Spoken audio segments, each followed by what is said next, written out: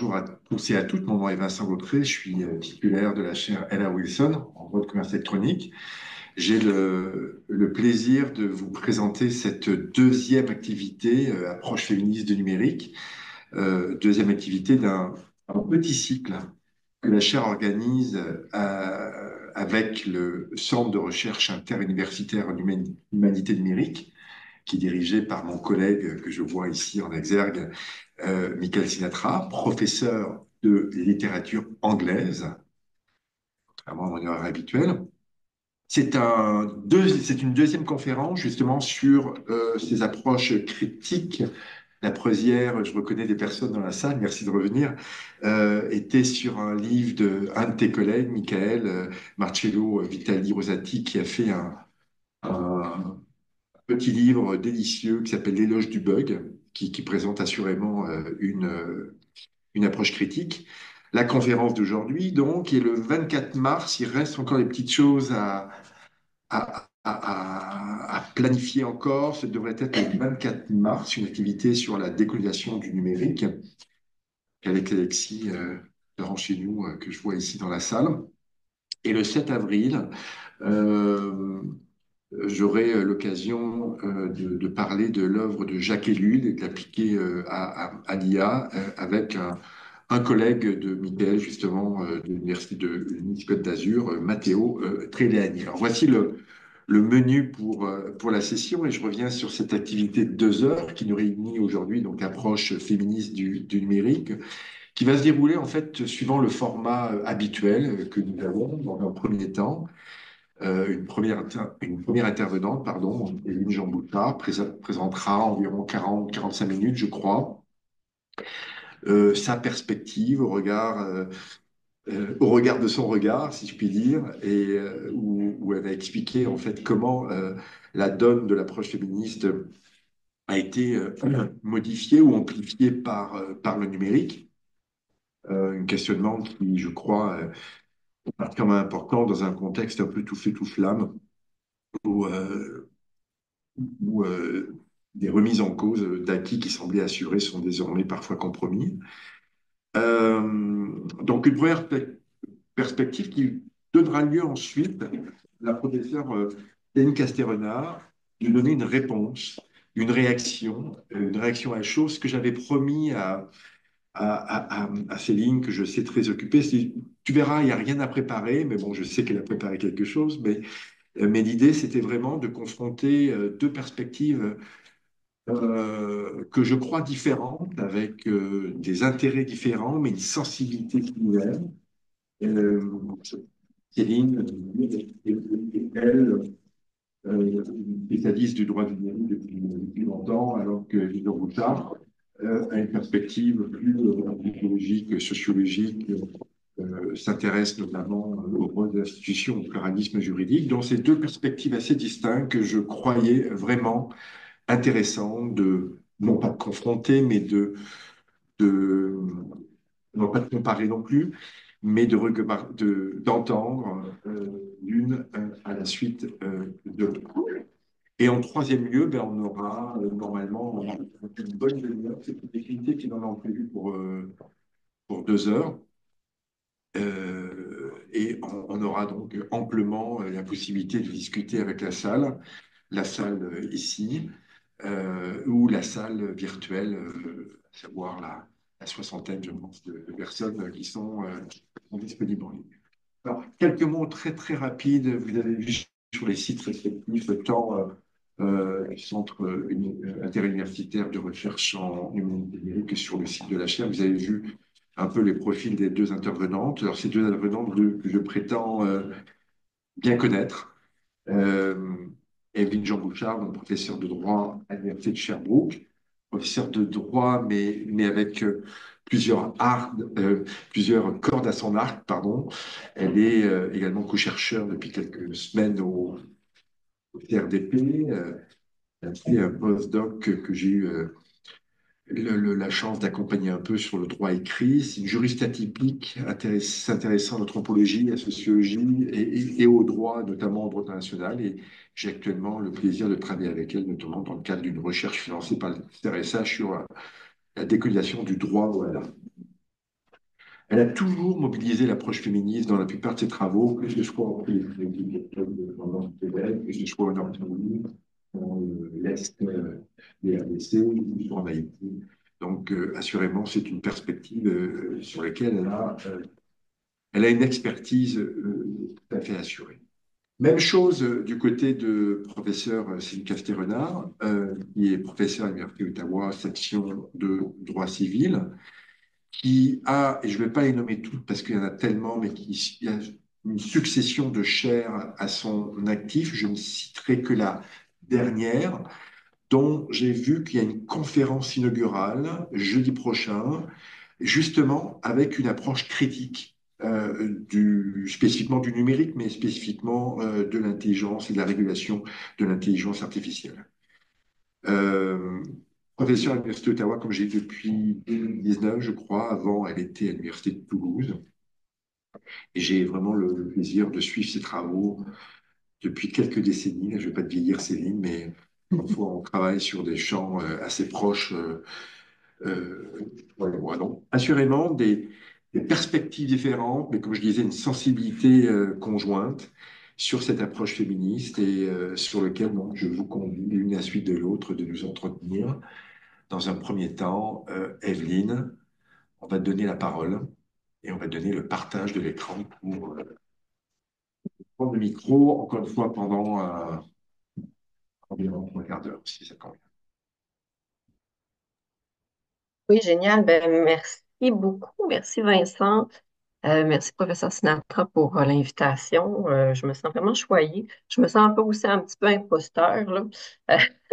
Parce que, bon, ben, je m'y connais en analyse féministe, là, comme tu le disais, Vincent, c'est des approches et des courants que j'étudie, que j'applique depuis plusieurs années maintenant, mais je m'y connais pas énormément en numérique. Donc, ben, je suis quand même contente de pouvoir avoir cette opportunité-là pour pouvoir tester un petit peu mes analyses, mes hypothèses avec vous, puis surtout d'être accompagnée de la professeure Castéronan, qui est quand même une experte renommée dans ce domaine-là. Là, c'est un petit peu intimidant, mais bon, compte tenu, je vous fais déjà le petit bémol de ma présentation, là, mais j'espère quand même que ça va pouvoir nourrir certaines réflexions que je souhaite intéressantes. Donc, je vais partager mon écran maintenant. Vous me direz si vous le voyez, est-ce que ça fonctionne? Attendez. Très bien. Ça marche? Peut-être le mettre en diaporama, si c'est possible. Ouais, là, il est en diapo. Est-ce que vous le voyez? C'est bon? Parfait.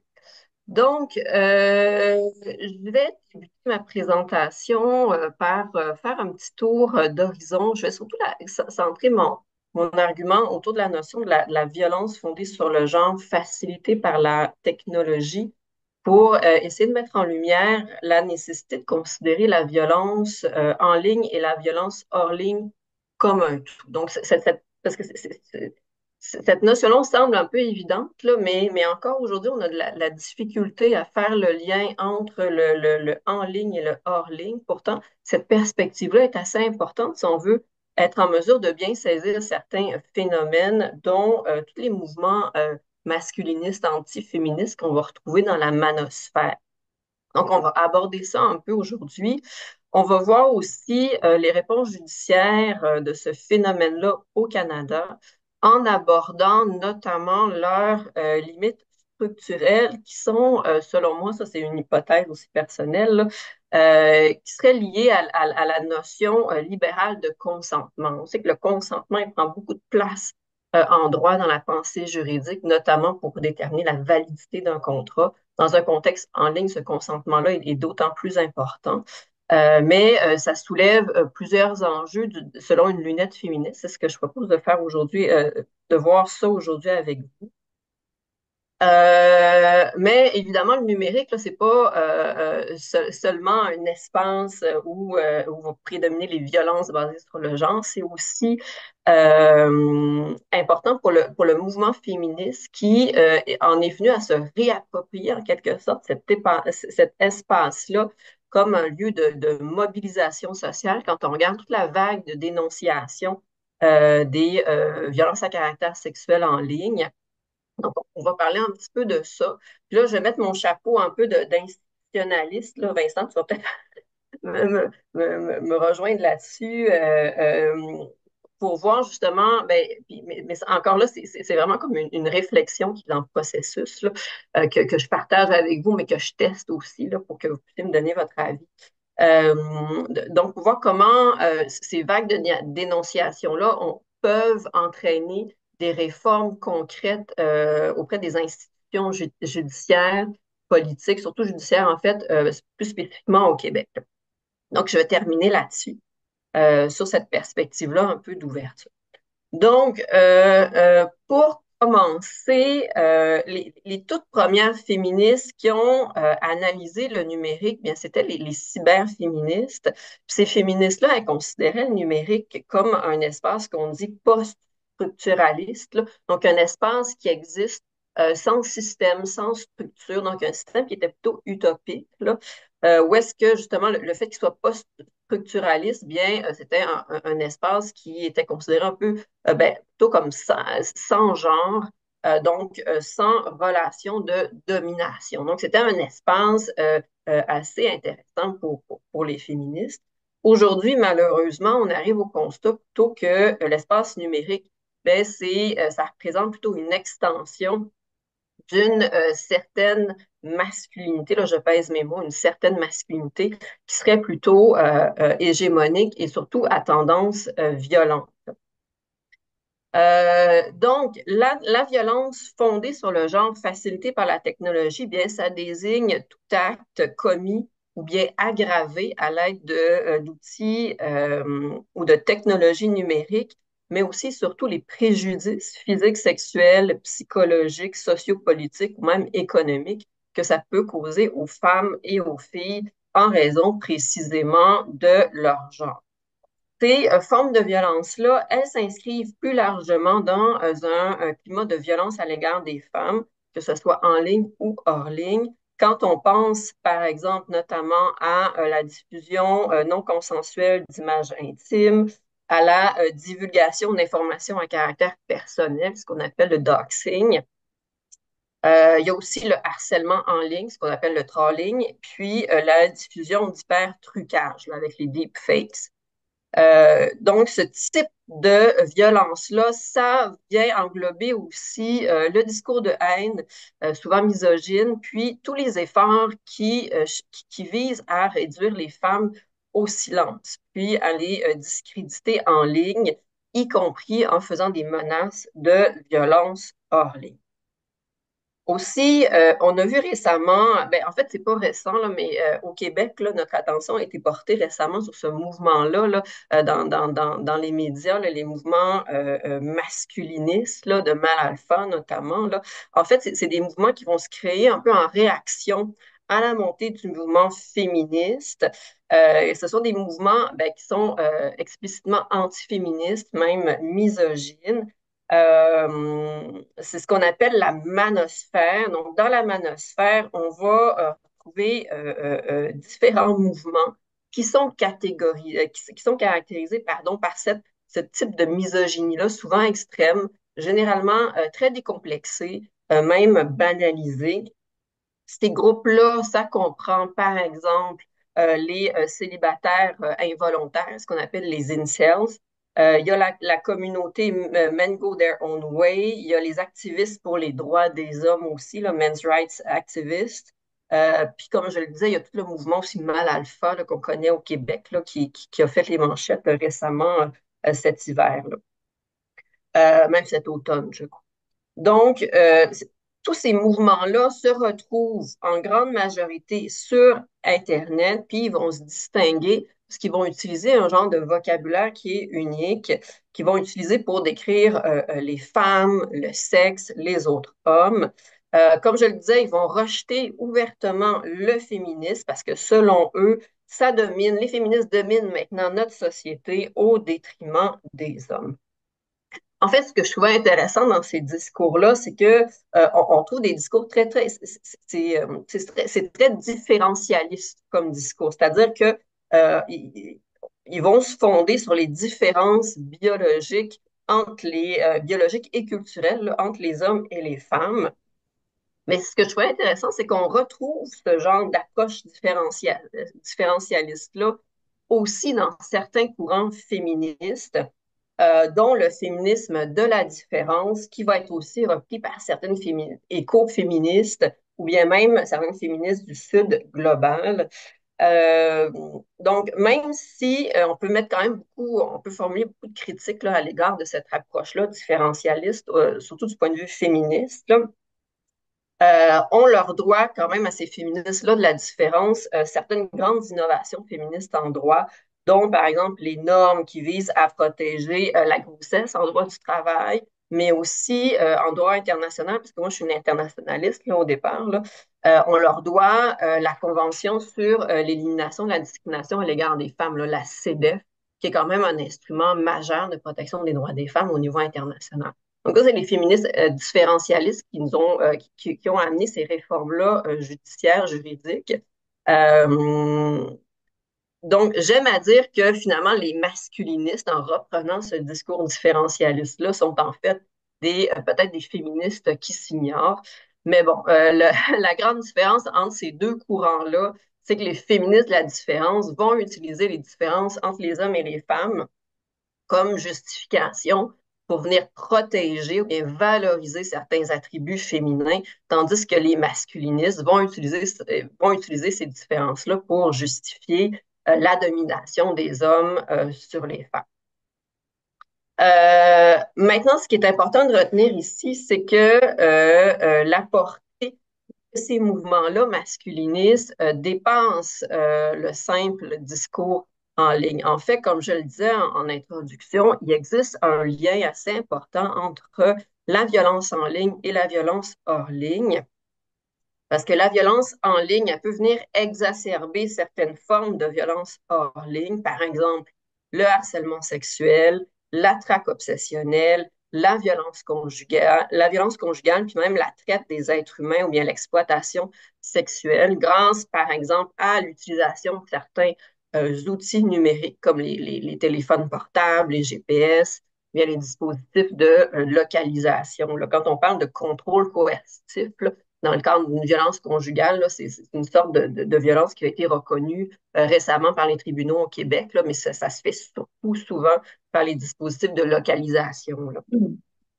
Euh, Aussi, l'exposition à des opinions haineuses qui vont venir faire la promotion d'une position inférieure pour les femmes sur les plans social, politique, économique, ça augmente aussi le risque que les consommateurs de ce genre de contenu-là adoptent des vues similaires puis éventuellement puissent passer à l'acte. D'ailleurs, plusieurs recherches viennent démontrer que les hommes et les garçons qui ont des croyances puis des valeurs qui légitiment la violence de manière en général sont plus susceptibles d'avoir des comportements coercitifs ou violents à l'égard des femmes. D'ailleurs, il y a un des groupes les plus dangereux dans la manosphère, c'est certainement les incels, là, les célibataires involontaires, qui, eux, vont croire que le refus des femmes d'avoir des relations sexuelles avec eux, ben, c'est une forme d'oppression envers les hommes. Mais selon une analyse de la violence incel au Canada, les communautés virtuelles incel offrent à certains individus, généralement des individus là, qui sont à risque, cette communauté-là virtuelle, ça leur offre la chance d'être acceptés par des pairs qui viennent partager un peu leurs idées, puis qui viennent exprimer certaines revendications communes, mais toujours dans une perspective idéologique un peu masculiniste. Cet écosystème-là là, de Incel en ligne il est assez répandu autant sur les plateformes grand public que celles qui sont plus spécialisées. Puis de plus en plus, on voit un intérêt international pour ce genre de plateforme-là, de discours-là, de communauté en ligne. Là. Mais même si les incels ne sont pas nécessairement violents, ils ont déjà perpétré des actes de violence de masse au Canada. D'ailleurs, il y a eu une attaque de voiture bélier à Toronto en 2018 qui a été perpétrée par un individu qui revendiquait son allégeance au mouvement incel, qui a fait 10 morts, dont 8 femmes. Depuis 2019, il y a des individus liés à ce mouvement-là qui ont été impliqués dans au moins 13 attaques déclarées en Amérique du Nord. Il y a des preuves que ces individus-là avaient une propension à choisir des endroits où est-ce que les femmes se rassemblent. Par exemple, les studios de yoga, les cours de conditionnement physique pour les femmes ou bien même les salons de massage érotique. Puis même quand les espaces, quand les attaques se produisent dans des espaces plus génériques, les assaillants incels ont quand même tendance à essayer de cibler précisément les femmes ou bien les couples. En fait, c'est ce qui s'est passé à Toronto en 2018.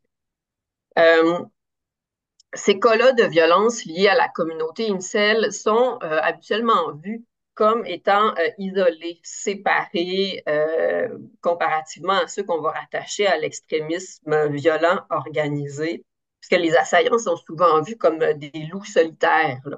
Mais en fait, ce qui encourage les incels à penser à l'acte, c'est précisément la nature structurelle de la communauté virtuelle qui vont venir leur offrir un soutien social.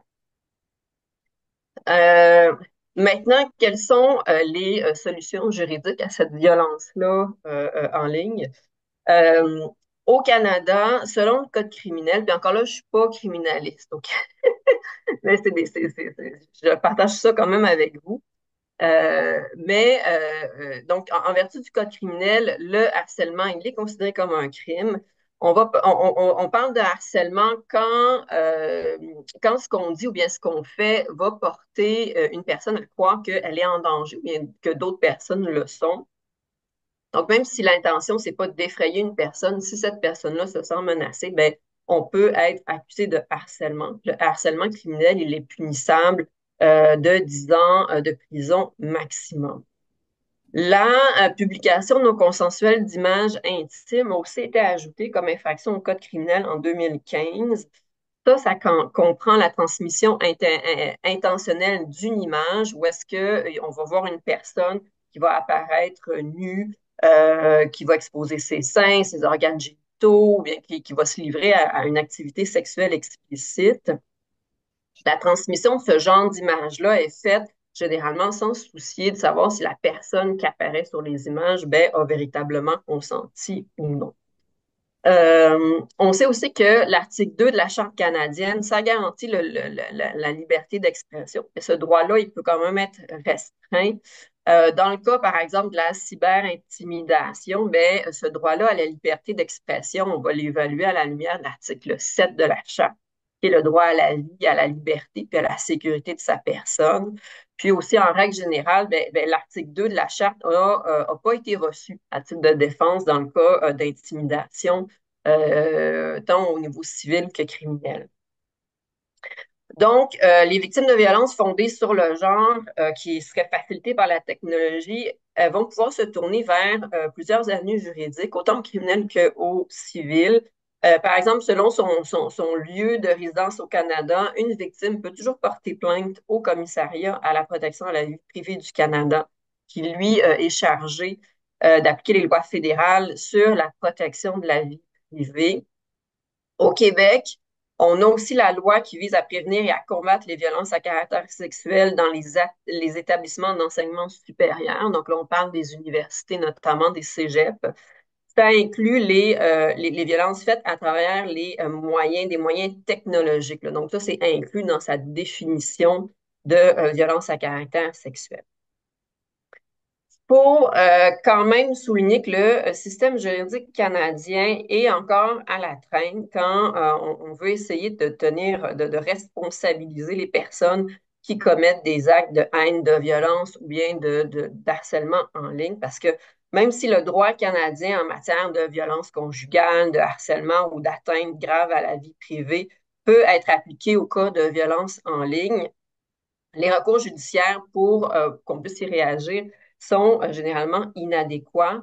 D'ailleurs, il y a une revue des affaires criminelles qui impliquait la violence facilitée par la technologie au Canada qui a été réalisée par Jane Bailey et Carissima Matten en 2019, qui a permis de constater que les cours avaient souvent tendance à pas prendre en compte les préjudices des victimes en les minimisant ou bien en étant incapable de reconnaître les liens entre la violence en ligne et la violence hors ligne, de les considérer comme un tout. Donc, les personnes qui ont cherché à obtenir des jugements de la Cour dans ce contexte-là se sont plutôt exposées à davantage de menaces puis de dangers, puis elles n'ont pas vu leur situation se résoudre ou devenir plus sécuritaire pour elles. Aussi, dans d'autres affaires, les victimes portaient le blâme pour ce qui était arrivé parce qu'on jugeait qu'il ou elle n'avait pas fait suffisamment pour se protéger. Puis ça soulève quelque chose d'intéressant, je crois, sur un point de vue féministe, parce que ça nous amène justement aux limites structurelles des protections juridiques qu'on connaît aujourd'hui. En fait, comme je le disais en introduction, les relations entre les utilisateurs et les plateformes web sont généralement définies sur le plan juridique selon la notion de consentement. Le consentement, c'est l'élément juridique essentiel pour former un contrat valide entre les plateformes qui proposent l'offre puis les utilisateurs qui l'acceptent. Sauf qu'il faut rappeler que cette notion-là juridique du consentement, elle reste profondément genrée parce que ça vient désigner les activités d'un sujet juridique qui serait autonome, libéral. Puis ça vient aussi marquer un peu la frontière entre le public et le privé. Donc, l'adhésion formelle du droit à ce concept-là de consentement en tant que critère décisif là, de la légalité d'un acte, ben, ça tient pas compte des contraintes sociales réelles sur la liberté consensuelle des femmes, puis sur leur exercice de choix rationnel. Donc, par exemple, plusieurs analyses féministes vont relever la dichotomie. Donc, une dichotomie, c'est une opposition binaire là, entre victime et agent. Cette dichotomie-là, pour ces féministes-là, ben, ça fait référence aux options limitées que le libéralisme va pouvoir offrir aux femmes. Par exemple, soit elles vont être comprises comme des victimes, donc irrationnelles, passives, vulnérables, donc incapables de consentement, soit elles vont pouvoir revendiquer un statut de sujet plus masculin, libre de contraintes, donc implicitement obligé d'assumer l'entière responsabilité des conséquences de leur choix privé ou de leurs actions. Donc, on peut, comme exemple, pour illustrer cette dichotomie-là, là, cette opposition binaire-là, on peut se référer au cas de la transmission non consensuelle d'images intimes.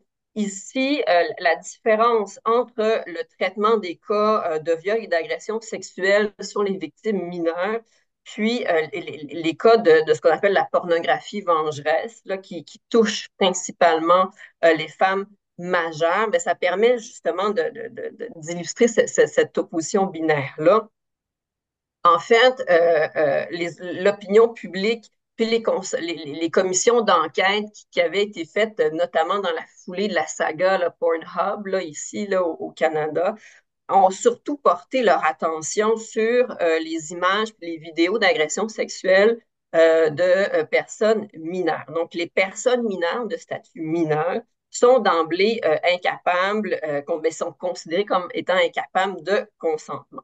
Donc, ces cas-là, ça constitue un acte criminel grave qui se rapporte à la production puis à la diffusion de pornographie juvénile au Canada.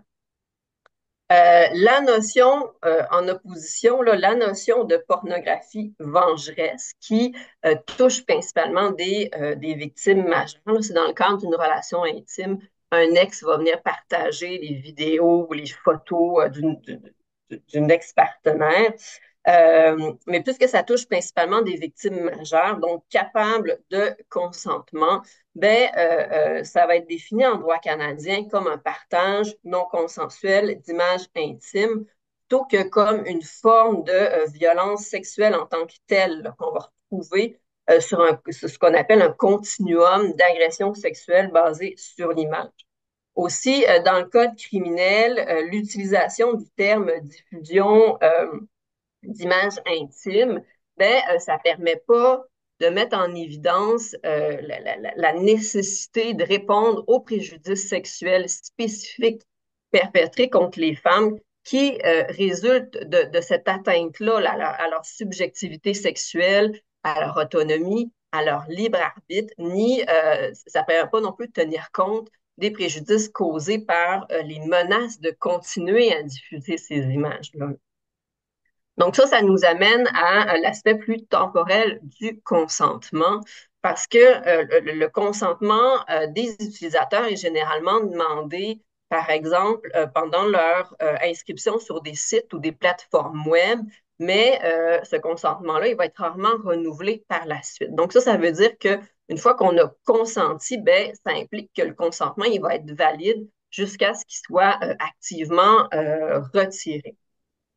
Mais encore une fois, dans le cas de la diffusion non consensuelle d'images intimes en ligne, ça arrive souvent que des individus, généralement des femmes, aient jamais consenti ou même été conscients de la captation, de la divulgation de leurs images personnelles. Dans d'autres cas, ces personnes-là consentent à envoyer des photos puis à des vidéos à caractère sexuel à une autre personne, par exemple dans le contexte d'une relation intime ou bien d'une relation commerciale, mais la réelle portée n'est pas clairement anticipée là, à ce moment-là. Ça a été le cas, par exemple, dans certaines agences d'escorte, là, où est-ce qu'on va réutiliser les images envoyées par les escortes à leurs clients dans des contextes non consentis, là. Sauf que ça peut être particulièrement difficile de retirer ce consentement-là une fois que ces images-là se retrouvent sur le web, même si l'individu qui va venir les diffuser n'a jamais obtenu le consentement pour cet autre usage des images personnelles qu'il va avoir reçu en contexte privé. Mais bon, tout n'est pas noir dans l'espace numérique, n'est-ce pas? Hein, l'espace numérique, ce n'est pas seulement, comme je le disais en intro, un lieu de violence genrée, de masculinité toxique. C'est aussi un lieu de mobilisation féministe.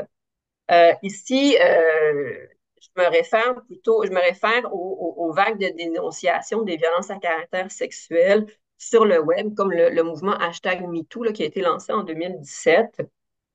Ces vagues-là ont réellement transformé la manière dont ces violences-là sont abordées aujourd'hui dans l'espace public. Elles ont permis de libérer la parole des femmes. Ça a amené aussi une prise de conscience collective, puis ça a permis de responsabiliser davantage les agresseurs. Donc, ça a permis de remettre en question les discours dominants sur les violences. Ça a permis aussi de créer des lieux de partage qui ont permis d'amplifier les voix des personnes victimes.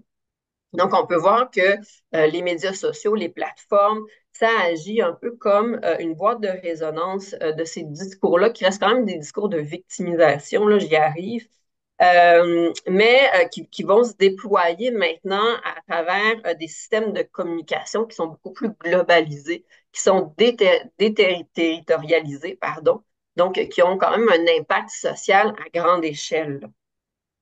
On le sait, les médias sociaux, ça a entraîné une transformation vraiment très significative de l'espace public. Donc, le numérique, là, ça serait réducteur là, de le considérer seulement comme une extension des rapports de domination.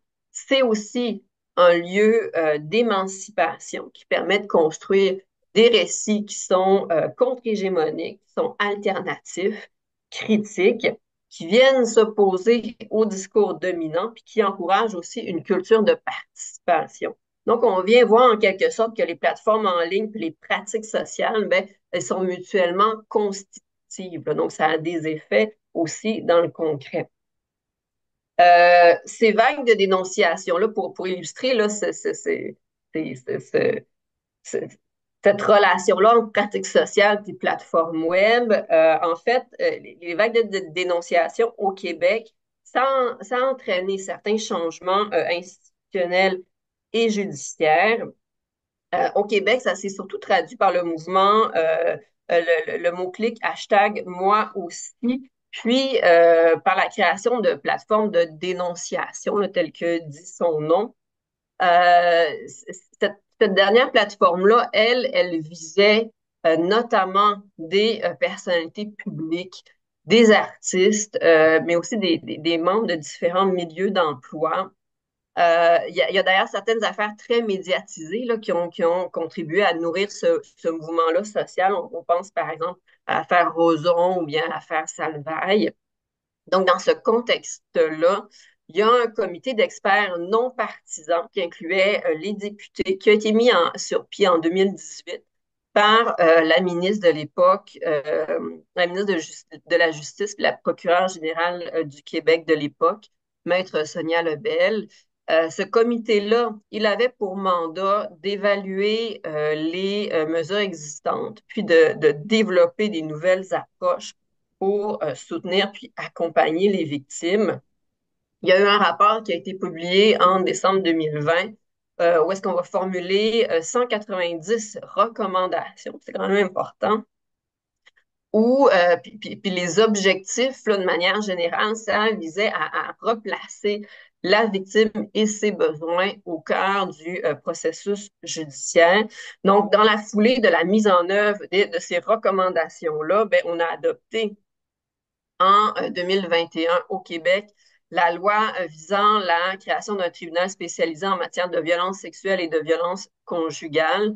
Cette loi-là, elle prévoit la mise en place de projets pilotes de tribunaux spécialisés dans au moins 5 districts judiciaires de la province. Donc, même si on parle de tribunaux spécialisés, en fait, c'est plutôt une nouvelle division de la Chambre criminelle et pénale de la Cour du Québec, mais il y a quand même eu une transformation, la création quand même d'une nouvelle institution. Donc, à première vue, il semblerait que les discours de victimisation qui portent sur les violences à caractère sexuel ont quand même exercé une influence significative là, sur les institutions judiciaires au Québec. Ces réformes-là aurait, entre autres, permis d'assurer un meilleur accès à la justice, surtout une prise en charge qui serait mieux adaptée pour les réalités des victimes. Sauf que plusieurs autrices viennent un peu critiquer ou bien tempérer ces constats-là parce que selon elles, ce type de réforme-là a plutôt entraîné une augmentation de la répression. Elles vont venir questionner aussi la portée transformative de ces initiatives-là en dénonçant plutôt l'incapacité inhérente du système judiciaire à traiter ce type d'enjeu-là, parce qu'on ne vient pas changer le code criminel, on ne vient pas changer le fardeau de la preuve, etc., etc. Là. Aussi, la focale placée sur la protection des droits des victimes, c'est pas anodin. Encore une fois, pour certaines autrices, quand je parlais de discours de victimisation, là, c'est ça un peu, la victime est devenue, justement, avec cette vague-là en ligne, ce mouvement en ligne-là, c'est devenu un peu un symbole idéalisé dans le cadre d'une lutte politique pour la transformation sociale, mais qui se fait justement par le biais du droit pénal, donc par la répression, encore une fois. Il y en a d'autres autrices qui ont analysé aussi la manière dont cette figure-là de la victime de violence sexuelle, elle est mobilisée dans les discours contemporains en ligne, mais influencée par le néolibéralisme. Notamment, il y a toute la théorie de la victime néolibérale là, qui a été critiquée par ces autrices-là parce qu'elles vont critiquer l'émergence de ce qu'elle appelle l'impératif de la personne survivante dans les discours en ligne précisément. Là. Donc, c'est-à-dire, il y a comme une attente sociale selon laquelle les victimes de violences sexuelles doivent dépasser leur traumatisme de manière visible pour venir se conformer à certains idéaux néolibéraux d'autonomie puis de productivité, là. Donc, ils doivent prendre leur traumatisme de manière productive et autonome, dénoncer, revendiquer, etc.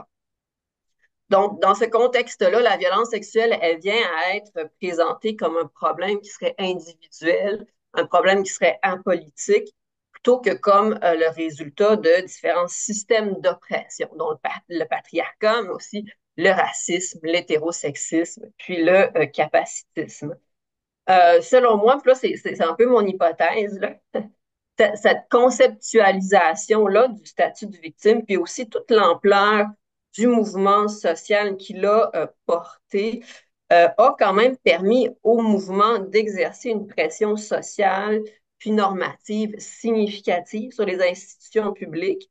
En fait, justement dans ce cadre-là néolibéral, la victimisation, là, les discours de victimisation, c'est plus seulement un état passif, mais ça devient une position stratégique pour obtenir de la reconnaissance sociale ou bien institutionnelle.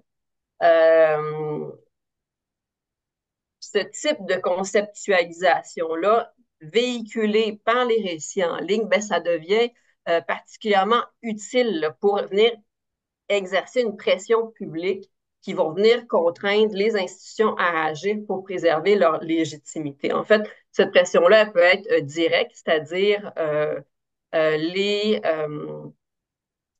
demandes, quand on fait des demandes explicites pour la réforme, ou bien elle peut être indirecte. Par exemple, dans le cadre de la création d'un climat social qui serait défavorable au statu quo. C'est ce qu'on a vu beaucoup avec le mouvement en ligne, là. Ça a entraîné une prise de conscience, ça a entraîné un changement dans le climat social qui vient finalement faire des pressions indirectes sur les institutions. Malgré tout, ça illustre quand même des tensions dans les mécanismes de changement institutionnel, parce que même s'il y a une tendance à vouloir adapter les institutions à ces revendications sociales-là, à ce nouveau climat social-là, ben, le processus de changement institutionnel, ben, il va être contraint aussi par certaines exigences institutionnelles internes et externes qui vont encore une fois venir modérer sa portée normative. Maintenant, seul le temps, puis éventuellement peut-être une recherche va pouvoir nous en dire plus sur ce phénomène. Donc voilà, je pense que je terminerai ici ma présentation. C'était peut-être un petit peu décousu. Je voulais dire beaucoup, beaucoup de choses, mais bon, je pense qu'on va avoir la chance d'en discuter, puis de développer certains points d'avantage. Là, ça va me faire plaisir de faire ça avec vous par la suite. Donc, merci beaucoup. Merci beaucoup, Evelyne. Sans transition, j'aurais des questions pour toi, mais on va laisser la parole à professeur Céline Castelrenard donc pour sa réponse et son intervention sur la base de son champ de compétences décidé sur le droit du numérique. Je crois.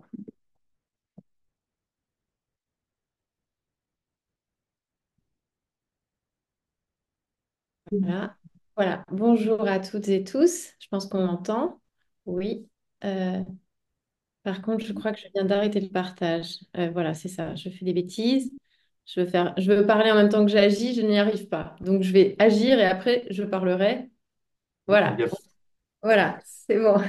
C'est bon. Bonjour à toutes et tous. Je suis particulièrement heureuse d'être avec vous aujourd'hui et je remercie vraiment très chaleureusement Vincent et toute l'équipe pour cette belle invitation sur un sujet qui me tient vraiment à cœur et je suis très très heureuse de rencontrer Evelyne et d'écouter ses travaux très très approfondis et je pense qu'on va avoir une belle discussion après. Donc je vais essayer de ne pas prendre trop de temps pour qu'on puisse échanger parce que je crois que c'est certainement la partie la plus intéressante.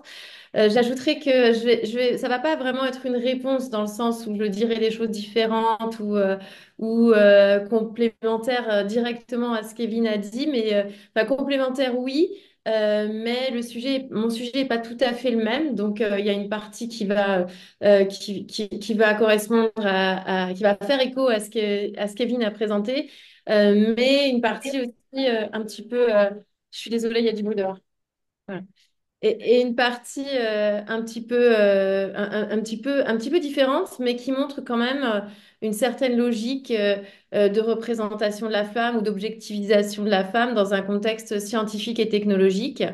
Et j'ajouterais que du point de vue des sources ou de la méthodologie, si Evelyne a beaucoup mobilisé les recherches sociologiques, pour ma part, je vais davantage mobiliser la philosophie du droit, les théories des sciences, philosophie des sciences et des techniques, avec une approche féministe, parce qu'on a aussi tout un pan, je tiens quand même à le dire, on a aussi tout un pan de la philosophie des sciences et des techniques qui ne se préoccupe absolument pas des femmes. Donc, c'est pas non plus un champ du droit qui a toujours été ouvert à ces sujets-là. Et finalement, ce sont, comme souvent, la plupart du temps, des autrices, des femmes qui ont amené la lunette, le regard féministe sur ces sujets de sciences et technologies. Et ensuite, notre travail est de poursuivre ces réflexions-là en droit. Alors, mon sujet est se recoupe partiellement avec ce qu'a dit Evelyne sur les aspects, en particulier sur les aspects d'hypertrucage ou de violence faites aux femmes en ligne. Donc ça va être un petit peu commun, mais on a une partie donc qui va concerner l'intelligence artificielle de manière plus générale et les sciences et technologies de manière plus générale. Et donc qui, comme je le disais, va nous permettre de cheminer dans une littérature différente mais complémentaire.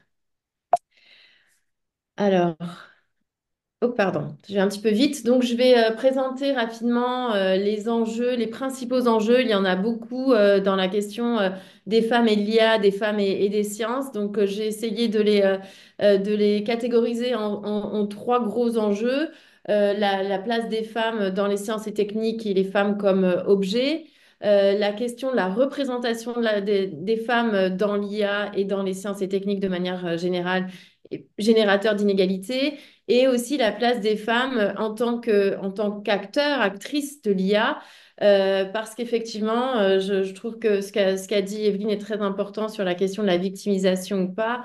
Il y a aussi la question du rôle que les femmes se donnent et veulent se donner dans tous ces sujets-là. Évidemment, il ne s'agit pas simplement d'une victime d'un objet, mais aussi d'un acteur, d'actrice, et ça, ça reste important. Et les réponses juridiques que je vais aborder vont avoir trait au droit des inégalités, au droit du numérique et au droit de l'IA. Je ne vais pas considérer les aspects de droit pénal parce qu'en effet, ce qu'a présenté, on trouve des échos de ce qu'a présenté Evelyne en droit français, par exemple, puisque le droit pénal, le droit criminel est de la compétence des États membres et pas de l'Union européenne. Mais moi, je vais plutôt me concentrer sur les réponses du droit de l'Union européenne dans ces trois volets et plus spécifiquement sur le droit de l'IA. Alors sur les enjeux, je voudrais d'abord partir d'une littérature des femmes et sciences, des femmes en sciences. Il y a eu beaucoup de recherches qui ont commencé à être faites par des philosophes, par des historiennes, par des sociologues des sciences et techniques. Et les recherches ne sont pas du tout nouvelles et récentes et ont en particulier commencé dans les années 70, 80, 90. Donc, c'est pas du tout nouveau de se préoccuper de savoir quelle est la place des femmes en sciences et techniques. Alors, à la fois du point de vue de savoir si elles contribuent aux sciences et techniques, du point de vue de l'action, mais aussi du point de vue de l'objet des technologies. Et là, on voit quand même une spécificité de la femme, puisque notamment en technologie et médecine ou bioreproduction ou biotechnologie, il y a quand même une certaine obsession, je dirais, du corps de la femme et des sujets de reproduction. Et donc, parmi les sujets importants des sciences et techniques, la reproduction, évidemment, fait partie des gros sujets. Et les avancées technologiques, alors, dont on peut discuter, hein, tout ce qui est FIV, tout ce qui est moyens de contraception, etc., bien sûr, ont été des sujets majeurs des recherches en sciences et techniques, et donc évidemment centrés sur les femmes en particulier. Mais il y a aussi tout un courant de littérature qui montre que cette considération du corps de la femme s'est accompagnée d'une médicalisation, d'une surmédicalisation et puis d'une exclusion des femmes sages-femmes qui, pendant longtemps, traditionnellement, ont pu accompagner ces sujets de la reproduction, ont pu accompagner les femmes dans le sujet de la reproduction. Et puis, à partir du moment où les ordres des médecins se sont organisés, le corps médical s'est organisé plutôt composé d'hommes, on a exclu les sages-femmes. Et donc, on s'est emparé du corps de la femme sans avoir dans le corps médical une grande place pour ces sages-femmes. Donc, des mouvements qui à la fois objectivisent le corps de la femme et excluent la femme en tant qu'acteur, en tant que personne capable de prendre en charge des sujets relevant plutôt pourtant de l'intimité de l'intimité féminine. Et donc, un certain nombre d'autrices ont montré ces difficultés pour les femmes très tôt, finalement. Et donc, j'aime à penser que l'IA ou le numérique et l'IA, en tout cas les technologies numériques qui sont là aujourd'hui, sont finalement des héritières de toutes ces histoires et de toute la construction scientifique et technique. Et donc, les premiers problèmes qu'on a pu soulever assez rapidement en sciences et techniques se retrouvent finalement aujourd'hui en numérique et en IA, avec d'autres spécificités, mais avec quand même toujours l'idée d'une exclusion d'une objectivisation des femmes ou du corps des femmes. Alors, comment est-ce que ça se traduit? On a beaucoup parlé de ces travaux-là et je pense qu'il faut en parler. On sait que les technologies numériques et l'IA nécessitent beaucoup de données pour pouvoir être mises en œuvre. Et plusieurs autrices ont montré une certaine invisibilisation des femmes. Et donc, c'est toutes les questions liées au biais, à la discrimination, au fait que les technologies ne représentent pas bien les femmes parce que les bases de données sont souvent non représentatives de l'ensemble de la société et ont tendance à exclure les femmes. Alors, on l'a beaucoup vu dans le domaine de la santé où très souvent les données représentent plutôt la morphologie, la posologie des hommes. Et en fait, on voit que c'est pas quelque chose qui se limite au domaine de la santé. Et on voit que si l'IA est construite sur des données qui ne représentent pas suffisamment la société, évidemment, on aboutit à des solutions biaisées ou non efficaces ou non utiles pour les populations qui ne sont pas suffisamment représentées, à commencer par les femmes, mais aussi, on le sait, les femmes pauvres ou les femmes noires ou les femmes en intersectionnalité. Et donc, évidemment, toute la question de la représentativité va aussi, bien sûr, avec les questions de personnes vulnérables ou de mise en situation de vulnérabilité ou de personnes racisées. Évidemment, toutes ces questions-là convergent. Et donc, on voit que dans les travaux qui sont faits par ces autrices, on voit un phénomène d'invisibilisation. Par exemple, dans l'ouvrage Data Feminism, un des exemples clés qui est cité, c'est le fait que en Amérique latine en particulier, il y a eu beaucoup de recherches qui ont été faites sur ces sujets de données et de femmes. Et on a montré que, par exemple, les questions de féminicide sont très peu documentées, très peu représentées. D'abord parce que le mot lui-même est relativement récent, et ensuite parce que les enquêtes policières, par exemple, ne documentent pas suffisamment ce type de criminalité. Et donc, l'invisibilisation commence en fait par le fait qu'on ne nomme pas des phénomènes sociaux et qu'on ne documente pas, qu'on ne quantifie pas des problèmes sociaux, et en particulier quand ces problèmes sociaux concernent des femmes. Donc ça commence vraiment très très tôt sur le fait de ne tout simplement pas constituer des bases de données. Donc ça, c'est un enjeu important qui est extrêmement, enfin que les féministes en Amérique du Sud, en Amérique latine, travaillent sur lesquels, des enjeux sur lesquels les féministes travaillent énormément. Et il y a vraiment beaucoup de recherches très actives sur ces sujets. On traduit très clairement ce genre de problème avec l'exemple d'Amazon, où on sait que cette société a utilisé pendant quelques temps, pas très longtemps, un logiciel de recrutement pour pouvoir renouveler ses équipes et un logiciel de recrutement qui représentait pas suffisamment les femmes et systématiquement les CV qui étaient choisis étaient des CV d'hommes et finalement la sélection qui a été proposée par le système était une sélection exclusivement masculine. Euh, Alors même que le système reposait sur les données précédentes, hein, sur finalement les bons salariés, les bons critères de sélection. Ce qui montre aussi que quand on conçoit un logiciel, on réfléchit peut-être pas très bien aux critères de choix. Ce qui montre aussi, bien sûr, que il faut, quand on écrit un CV, évidemment, il faut avoir souvent des contre-critères ou des perspectives un petit peu différentes si on veut véritablement diversifier le recrutement de son personnel. Si par exemple on considère les absences ou les manques, les trous dans l'évolution professionnelle, évidemment, c'est le genre de critère qui va défavoriser les femmes qui très souvent ont des congés de maternité ou des congés pour s'occuper des proches parce que ce sont souvent les femmes qui sont proches aidants.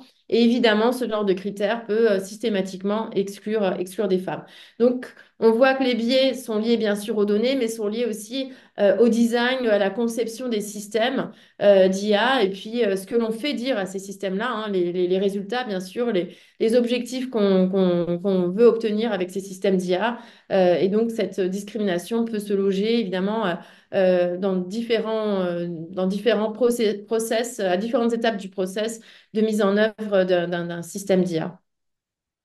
Donc la question de l'intersectionnalité, on la voit, on la voit très bien dans les travaux de Joy Buolamwini sur la reconnaissance faciale, qui nous a montré à travers plusieurs exemples de logiciels de reconnaissance faciale le manque de performance finalement de ces systèmes qui reconnaissent finalement assez mal les femmes à peau sombre en comparaison des hommes à peau blanche. Mais c'est vrai que si on considère ces systèmes de reconnaissance faciale comme étant simplement un seul système qui donne un score de similarité, si on fait une moyenne de tout ça, on peut se dire que si le système reconnaît à 90%, c'est un système assez fiable, seulement 10% d'erreurs. Mais tout l'enjeu et tous les apports des travaux de Joy a été de montrer que quand on regarde par catégorie de population, la performance n'est pas du tout la même. Et 100%, bah, c'est très bien pour les hommes blancs, mais 68% pour les femmes noires, c'est vraiment pas bon du tout parce que 30% d'erreurs, ça veut dire que potentiellement, si on fait trop confiance au système, bah, pendant dans toutes les fois où on se trompera, où on aura ce 30% d'erreur, bah, on va mal identifier une personne qui va devoir se justifier, qui peut-être va moins bien bénéficier de la présomption d'innocence parce que le système l'aura soi-disant reconnu, identifié. Je tiens à dire aussi que là aussi, c'est pas simplement qu'une question de données. Bien sûr, c'est parce qu'en raison d'un manque de données sur les femmes à peau noire, que c'est en raison de ce manque de données que le système reconnaît moins bien les femmes à peau noire. Mais c'est aussi la question de savoir ce que l'on fait dire à un système de reconnaissance faciale qui produit un score de similarité et qui ne dit pas cette personne est bien celle que vous cherchez ou est bien cette personne, mais qui dit à 68%, ça pourrait être la même personne. Donc là aussi, c'est le fameux output, la sortie, le résultat, qu'est-ce qu'on fait dire au système d'IA. Et puis, je voudrais donner aussi un exemple inverse de survisibilisation des femmes. Et puis, ça rejoint l'idée d'obsession du corps des femmes. On a beaucoup d'applications dites de femtech, de reprise en main par les femmes, soi-disant de leurs données, de leur santé, et notamment, par exemple, les applications de suivi des menstruations, des cycles menstruels où, soi-disant, on aide les femmes à reprendre contrôle de leur corps, hein, de leur fécondité. Beaucoup d'études ont montré que ces systèmes marchent pas très bien et correspondent, enfin, ne sont pas des bons moyens pour les femmes pour reprendre effectivement contrôle de leur corps. Et puis, on voit aussi que c'est une certaine représentation hétérosexuelle de ce que doit être finalement cette fécondité, ou en tout cas ce que doivent être les cycles menstruels aux yeux des concepteurs de ces outils, de ces applications. Et donc, en termes de représentation, là aussi, c'est extrêmement discutable. Dans le contexte du revirement, enfin de l'arrêt Dobbs qui a remis en cause l'arrêt Roe v. Wade aux États-Unis, donc dans le contexte de l'arrêt Dobbs, ces outils de suivi des cycles menstruels sont de véritables outils de contrôle, de surveillance du corps des femmes. Et il y a beaucoup d'exemples qui montrent que dans les États, dans les États américains qui interdisent ou qui limitent l'accès à l'avortement, ce type de données est effectivement collecté pour pouvoir tracer les femmes et pour pouvoir voir à quel moment éventuellement une femme a commencé une grossesse et l'aurait peut-être interrompue dans un certain délai, parce que c'est ce qu'on va rechercher. Et donc, ce sont des outils de traçage également du corps des femmes. Je voudrais aussi donner des exemples de représentation des femmes, de représentativité. On a beaucoup de recherches qui montrent aussi que la technologie intègre des clichés de genre, des préjugés. Alors là, on a par exemple un rapport très intéressant de l'UNESCO qui s'intitule Je rougirais si je le pouvais. C'est une phrase d'un outil, d'un assistant personnel avec une voix féminine qui dit ce genre de choses. C'est comme une espèce de flirt qui s'installerait entre un outil d'assistant féminin et les utilisateurs. Beaucoup de recherches aussi ont montré que quand on met une voix féminine dans ce genre d'assistant, très rapidement, la machine, l'outil se fait insulter, reçoit des remarques sexistes. Et ce qui ne se produit pas quand la voix est masculine.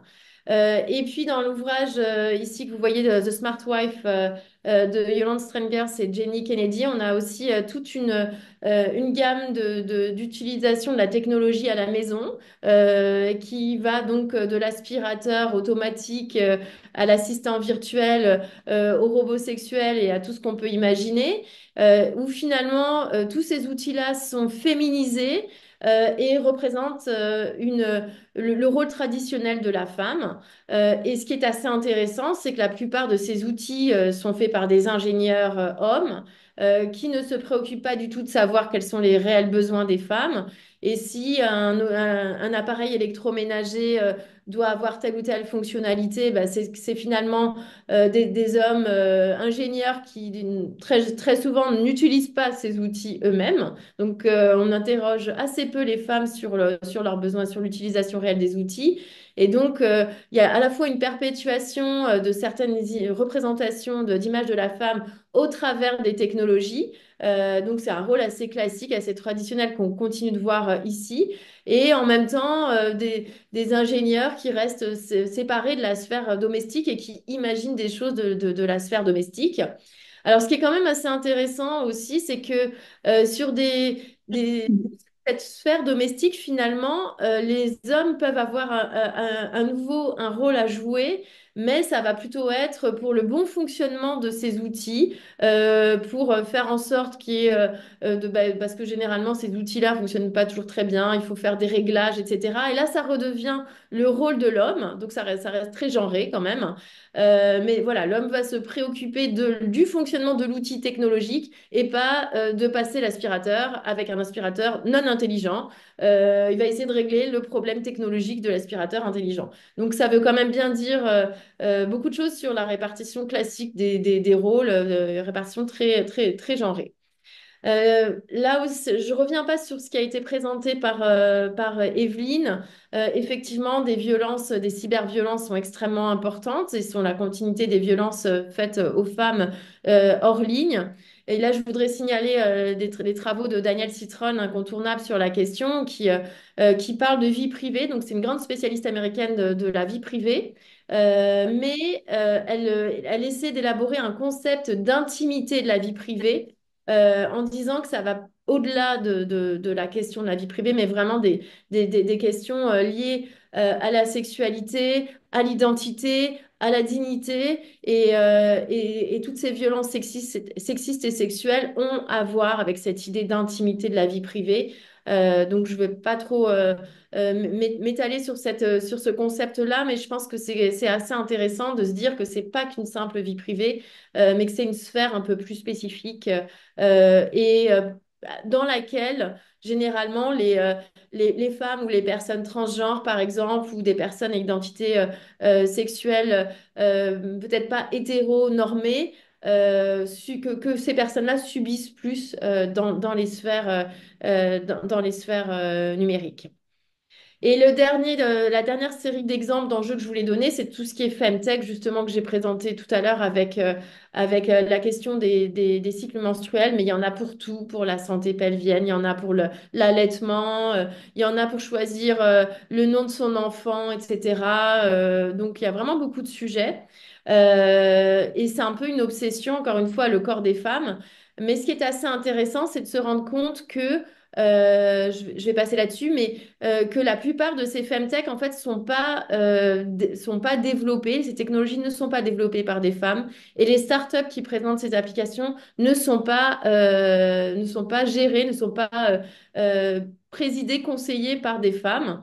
Et donc, souvent, ce sont des hommes qui s'emparent de ces sujets de femmes et qui créent des startups en disant, ah, c'est un super sujet. Et donc, c'est aussi une autre, une nouvelle façon de se réapproprier le corps des femmes en, en participant finalement à l'aspect économique, à la dimension économique de l'utilisation de ce corps et tout ce qui est bioéconomie, biomarché, finalement, ce sont les hommes qui sont encore là. Et quand on regarde si les femmes arrivent à tirer leur épingle du jeu et à participer à cette économie de l'IA, eh bien, c'est difficile parce qu'elles ont des difficultés à accéder au financement ce qui est aussi un facteur d'inégalité sociale. Donc ça, c'est aussi important à noter. Et donc, évidemment, ces critiques sur la technologie sont faites depuis très longtemps, s'inscrivent, comme je le disais, dans les travaux bien plus anciens. Je pense en particulier à Judy Wojman, qui pose des vraies questions de savoir, a-t-on besoin de cette technologie? Et le Feminism Confronts Technology, cet ouvrage date des années 90. Donc, ça montre que vraiment, les sujets ne sont pas du tout nouveaux. Le technoféminisme c'est un ouvrage de 2004. Donc vraiment, ça a 20 ans, mais ça n'a pas pris une ride. On a des exemples nouveaux, mais ces enjeux-là restent très très forts dans le contexte de l'IA. Alors, que fait-on pour essayer d'adresser ces problèmes? On a plusieurs difficultés. On peut bien sûr mobiliser le droit des inégalités qu'on trouve dans les chartes, bien sûr, dans la charte canadienne, dans la charte québécoise, dans la charte européenne des droits fondamentaux de l'UE. Je pense que à chaque fois, le problème majeur auquel on est confronté, c'est la question de la preuve des inégalités. Parce que, comme le montre ce dessin, la question des biais, la question de la discrimination, elle peut se loger dans beaucoup d'endroits, enfin beaucoup d'étapes de la mise en œuvre d'une technologie numérique ou d'une technologie d'IA. Et évidemment, rien n'est neutre, on le sait, et rien n'est neutre en technologie, contrairement à ce qu'on a pu le dire pendant longtemps. Et donc, des choix sont faits, des choix conscients, des choix inconscients, et que ce soit des ingénieurs hommes ou des ingénieurs femmes, ça ne change pas grand-chose. Il y a toujours des biais qui sont un peu inévitables. Et donc, il y a aussi des biais cognitifs auxquels on n'est pas conscient. Et puis, il sera difficile d'expliciter ces différentes étapes de choix et de pouvoir prouver ces biais. Donc, on a une logique de preuve qui est extrêmement difficile si on cherche à trouver les réponses uniquement en droit des inégalités. Et donc, les discriminations algorithmiques, on les connaît, mais comment est-ce qu'on les évite et surtout comment on les prouve quand ils apparaissent, ça reste des enjeux extrêmement difficiles. Et donc, on va être obligé de recourir au droit de l'IA pour essayer d'ajouter des mesures supplémentaires pour essayer de prouver en fait ces inégalités. La question, donc là, je voudrais juste sur le droit du numérique, là où on peut espérer avoir quelques réponses, c'est d'essayer de modérer des contenus. Alors, c'est pas trop à la mode, hein, avec la suppression du fact-checking par tous les réseaux sociaux gérés par Mark Zuckerberg. C'est sûr que c'est pas la grande tendance actuelle des compagnies américaines. Mais bon, pour l'instant, on a quand même du droit qui oblige en Europe, donc c'est le DSA, le Digital Services Act, qui oblige à une certaine modération des contenus et qui fait référence à la non-discrimination, à la protection de l'article, enfin, sur le fondement de l'article 21 de la Charte des droits fondamentaux de l'Union européenne. Et qui met l'emphase quand même sur les égalités de genre. Donc, en clair, on demande il y a une obligation de due diligence de mise à la charge des grandes plateformes dans la modération des contenus et notamment dans l'obligation de respecter les égalités et la non-discrimination de façon générale. Donc, évaluer ces risques aussi, éviter que ces risques se propagent et deviennent des risques systémiques à grande échelle et modérer les contenus et supprimer les contenus qui porteraient atteinte au principe d'égalité.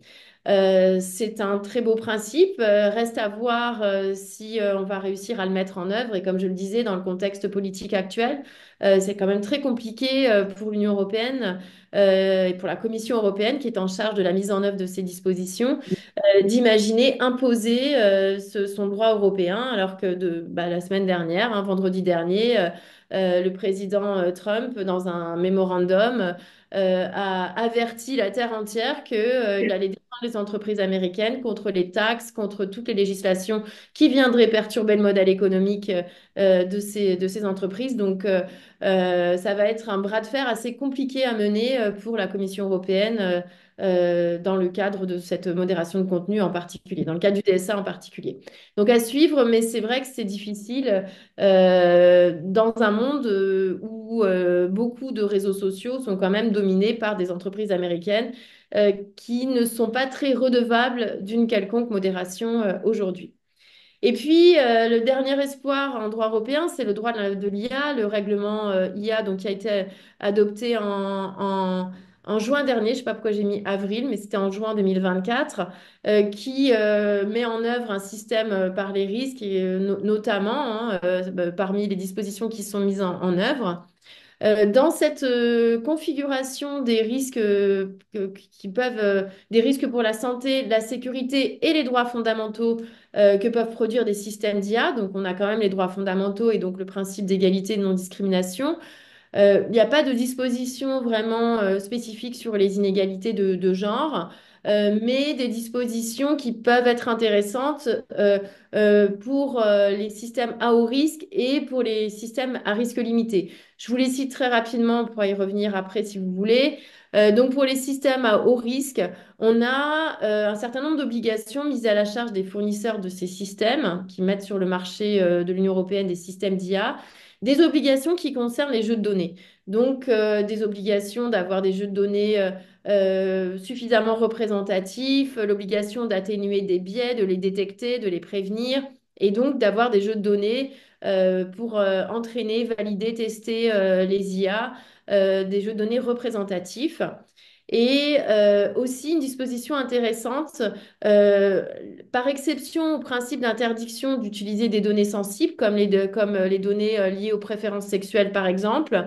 Par exception, on va permettre d'utiliser ce type d'information s'il s'agit de lutter contre une discrimination. Donc, entre l'objectif de protection des données sensibles personnelles et l'objectif de transparence nécessaire pour lutter contre une discrimination, eh bien, on va faire prévaloir le principe de non-discrimination et donc la nécessité d'aller regarder ces données sensibles dans l'objectif, encore une fois, de lutter contre la discrimination. Donc ça, c'est une disposition assez intéressante.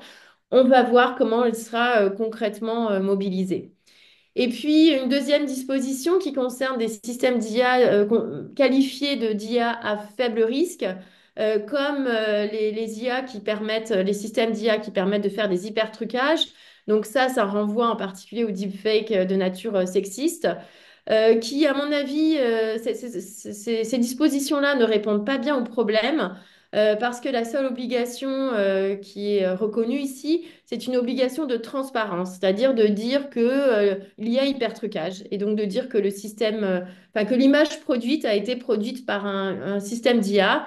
Mais en attendant, le mal se propage et le mal est fait pour les femmes. Et donc là, je trouve que très clairement, euh, on voit un problème avec cet hypertrucage, mais on ne s'adresse pas encore tout à fait aux femmes et c'est totalement insuffisant de simplement déclarer que l'image a été faite par IA, parce que la représentation de la femme est quand même là.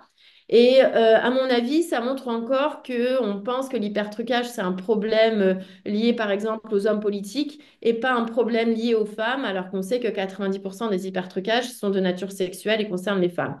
Donc là, je pense qu'on n'a pas encore assez pris en cause cette réalité. Donc pour conclure, on a des réponses, mais elles sont quand même encore assez insuffisantes. Et donc il faut s'appuyer peut-être sur des interprétations de ces textes qui sont encore assez nouveaux. Donc on peut sans doute aller plus loin. Je voudrais quand même rappeler aussi que le droit ne peut pas tout et qu'il y a aussi des réponses politiques, des politiques publiques à mettre en œuvre en termes de formation, d'information, ça c'est assez évident. Des politiques aussi de financement hein, des femmes, si on veut vraiment qu'elles s'emparent des sujets d'IA. Et puis, mon dernier mot sera pour essayer de créer une communauté de féministes sur ces questions de droit du numérique ou de droit de l'IA, parce que je trouve que c'est un champ qui mérite encore énormément de recherche. Là, je voudrais quand même signaler cet ouvrage de nos collègues américaines. Un ouvrage qui est sorti en juin dernier, donc assez récent, où oui, les historiennes, les sociologues, les anthropologues ont déjà beaucoup travaillé sur le sujet, mais les juristes ont encore aussi beaucoup à dire. Et donc, je voudrais m'arrêter là. Et donc, c'est une autre raison pour laquelle je suis vraiment très, très heureuse de discuter avec Evelyne aujourd'hui. Merci.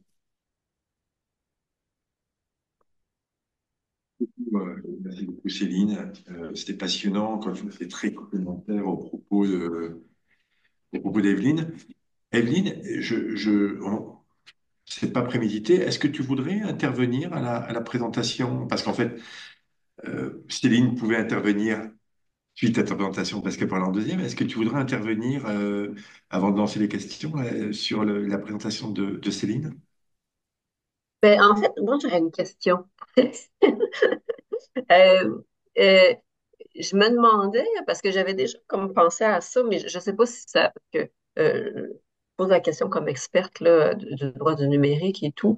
Je sais qu'en Europe, il y a la question du droit à l'oubli numérique. Tu sais, avec la décision Google contre, c'était en Espagne, là. Puis là, je me demandais, est-ce que ça serait comme un droit qui serait possible de mobiliser dans le cadre justement de violences sexuelles, d'hypertrucage ou de diffusion d'images non consensuelles, d'images intimes, etc. Qu'est-ce que vous en pensez? C'est pas vraiment une réaction, mais en fait, c'est une question qui m'est venue. J'en profite maintenant pour la poser parce que c'est quelque chose qui me trotte dans la tête là, depuis quelque temps. Mhm. Oui, en effet, parmi les cas possibles en fait enfin, de bénéficier du droit à l'oubli, généralement tout ce qui concerne une personne un peu spécifiquement qui serait visée, c'est sûr que le droit à l'oubli qui serait visé, par exemple, qui serait insulté, ou c'est sûr que le droit à l'oubli va pouvoir être reconnu. Et a fortiori, si ce sont des images à caractère sexuel, généralement ça fera l'objet d'aucune discussion. Et c'est vrai qu'il y a des formulaires automatiques qui ont été mis en œuvre assez vite par Google et par d'autres à la suite de Google, de la décision effectivement concernant Google. Et à peu près une demande sur deux est satisfaite, donc c'est quand même pas mal. Et voilà, en général, dès que ça touche à la personne, il n'y a pas trop de discussion. Et puis surtout, il n'y a pas de perte de temps, de recherche de preuves ou quoi que ce soit. On se dit, parmi l'arbitrage entre les intérêts et les droits des personnes et l'intérêt du public à savoir, à connaître, parce que c'est ça la mise en balance principale, ben là, il n'y a pas d'intérêt du public et visiblement, il y a une atteinte à la personne. Donc là, il n'y aura vraiment pas de discussion et on va très rapidement accéder à la demande. Mhm. Que c'est super intéressant. C'est vraiment intéressant, merci. Mais juste pour, c'est ça, puis pour bondir plus généralement sur votre intervention, moi je trouve ça toujours, ben, c'est fascinant, mais je trouve ça vraiment très effrayant, là. Surtout toutes les données qu'on peut, tu sais, sur la santé des femmes, sur les droits sexuels et reproductifs, sur les possibilités de localisation puis de traçage. Je trouve ça vraiment, vraiment effrayant, là. Ça m'étonne pas, mais en même temps, j'avais comme pas saisi l'ampleur de ce phénomène-là, là. Oui, je voulais, merci de le souligner parce qu'avec ma collègue Caroline Lequen, on fait des travaux sur ces questions-là. On a écrit un article qui est paru en France, en français, au recueil d'Alloz, et il va y avoir une version un peu différente en anglais qui va sortir dans la revue McGill sur ces sujets-là. Et en effet, c'est assez effrayant. Enfin, il y a pas mal de recherches évidemment aux États-Unis parce que c'est surtout là que ça se passe.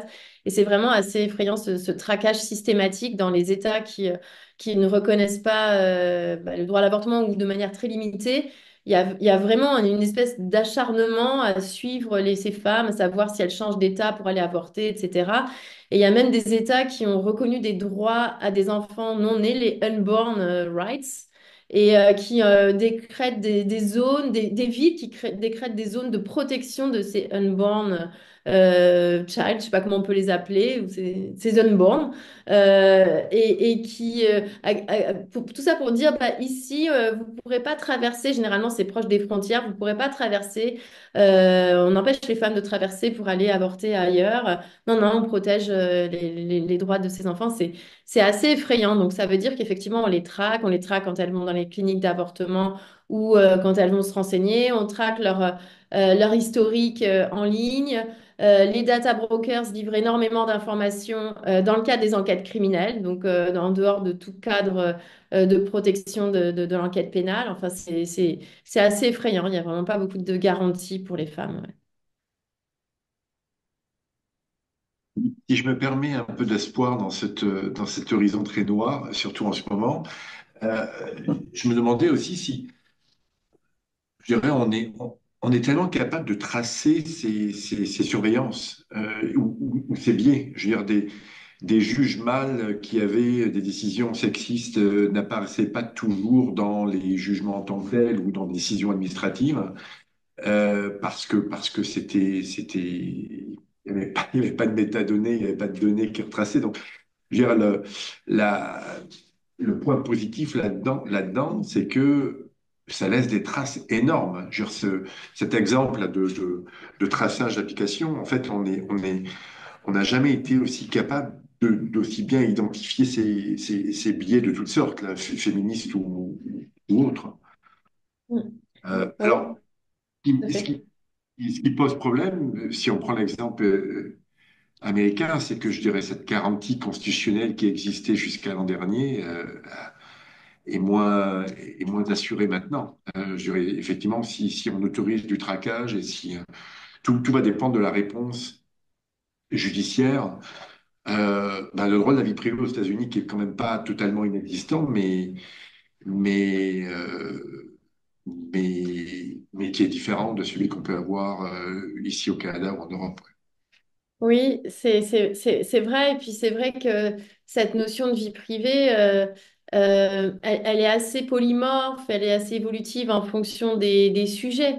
Et c'est pour ça que je trouve que les travaux de Daniel Citron là-dessus sont particulièrement intéressants, de mettre le focus sur l'intime. Ça permettrait d'avoir une protection un peu plus, enfin, non seulement renforcée, mais peut-être un peu plus acquise. Parce que c'est vrai que la conception de la vie privée qu'ils peuvent avoir, voilà, donne prise à des évolutions et à des remises en cause probablement un peu trop faciles. Ouais. Moi, j'avais une question aussi pour Evelyne. Parce que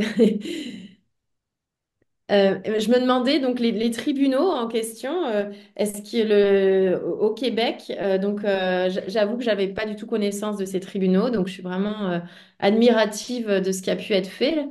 Je me demandais si ça fonctionnait bien, si on a des chiffres sur le nombre d'affaires, ce qui d'un côté peut être bien parce que ça veut dire qu'au moins ça fonctionne bien, mais s'il y en a beaucoup, c'est aussi effrayant. Donc je sais pas comment il faut le prendre, s'il faut qu'il y en ait beaucoup ou pas beaucoup. Et comment c'est perçu par le système judiciaire, par les avocats, par la population, par les femmes, par les hommes aussi qui se retrouvent devant ces tribunaux. Enfin, j'aimerais bien en savoir plus. Oui, ben, c'est une excellente question. C'est des questions qu'on se pose aussi parce qu'en fait, tu sais, c'était des projets pilotes qui ont été mis sur pied en 2022, donc c'est vraiment, vraiment récent. J'ai su que le gouvernement du Québec cherche parce qu'au départ, c'était seulement 5 districts judiciaires, là, maintenant, ça s'étend à presque tous les districts judiciaires au Québec. Je sais qu'actuellement, ces initiatives-là sont sous évaluation, là, justement pour voir qu'est-ce qu'il y en est, c'est quoi la réception. Euh, de, de ça par les victimes. Mais encore là, il y a beaucoup de collègues criminalistes qui dénonçaient un peu cette perspective-là. Ben, tu sais, j'en ai parlé un peu dans le cadre de ma présentation, tu sais, elle craignait justement un regain de la répression, là, tu sais, plutôt que justement, tu sais, une approche un peu plus globale, holistique. On met beaucoup l'emphase sur la répression, sur le droit criminel, etc., le droit pénal. Mais, euh, mais c'est des questions qu'on se pose, puis éventuellement qu'on aimerait peut-être investiguer. Là. Tu sais, pour l'instant, là, c'est tellement récent qu'il n'y a pas encore de données sur ces questions-là, mais en tout cas, on attend tout de voir qu'est-ce qui va se passer. Euh, puis, tu sais, puis souvent, la critique, ben, comme je le disais aussi dans le cadre de ma présentation, c'est que le droit criminel, le code criminel ne change pas. Là, le fardeau de la preuve dans le cadre de plaidoyer contradictoire, ça ne change pas. Donc, si notre fondement même de notre système juridique ne change pas, on n'est pas certaine que, justement, tu sais, le fait de rajouter des juges, etc., pourrait améliorer les choses. Là. Mais en même temps, je reste toujours un petit peu optimiste, là. Euh, puis, mais c'est ça, c'est encore tôt, en fait, pour le dire. Les données sont pas encore sorties. Selon moi, d'ici l'année prochaine, on va avoir beaucoup plus de détails, justement, sur la réception de l'effectivité, justement, la conceptualisation aussi comment elles accueillent les victimes, comment elles conçoivent les victimes, etc., là, dans le cadre de ces tribunaux-là. Hmm.